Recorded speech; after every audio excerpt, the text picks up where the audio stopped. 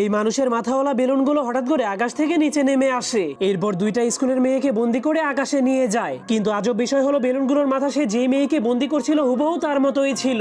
এরপর বেলুনগুলোর মাথা তাদের পিছু করার কারণে দুইটা মেয়ে জীবন বাঁচানোর জন্য একটা ছোট্ট জায়গাতে লুকিয়ে পড়ে। কিন্তু তবুও বেলুনগুলো তাদের লম্বা রশির সাহায্যে সেই মেয়েগুলোকে সেখান থেকে বের করার চেষ্টা করে, যার কারণে সেই মেয়েগুলো অনেক ভয় পেয়ে যায়। কিন্তু তখনই একটা ছেলে এসব দেখার পর সেই মেয়েগুলোকে বাঁচানোর জন্য একটা বেলুনকে তীর মেরে দেয়, যার ফলে একটা বেলুন ফেটে যায়। যা দেখার পর মেয়েগুলোর মনে হয় তাদের জীবন বেঁচে গেছে। কিন্তু তখনই একটা মেয়ের মাথা সেই বেলুনটার মতোই ফেটে যায়। এজন্য আরেকটা মেয়ে অনেক ভয় পেয়ে সেখান থেকে পালিয়ে যায়। কিন্তু এরপর একজন সাংবাদিক নিউজ করার সময় তার মতোই একটা বেলুন তাকে ধরে নিয়ে যায়। এরপর খবরের মাধ্যমে পুরো শহরের মানুষদেরকে বলে দেওয়া হয় জীবন বাঁচাতে চাইলে আপনারা কেউই আপনাদের ঘর থেকে বের হবেন না, আর যদি আপনারা এই বেলুনগুলোকে ফাটিয়ে দেন তাহলে আপনারাও মরে যাবেন। কিন্তু এটা বলার পর সেই রিপোর্টার বাড়িতে যাওয়ার জন্য তার অফিস থেকে বের হয়ে দৌড়াতে শুরু করে। কিন্তু সে তার বাড়ির সামনে পৌঁছালেই তার মতোই দেখতে একটা বেলুন তাকেও ধরে নিয়ে যায়। তখন তার পরিবার দাঁড়িয়ে দাঁড়িয়ে সবকিছু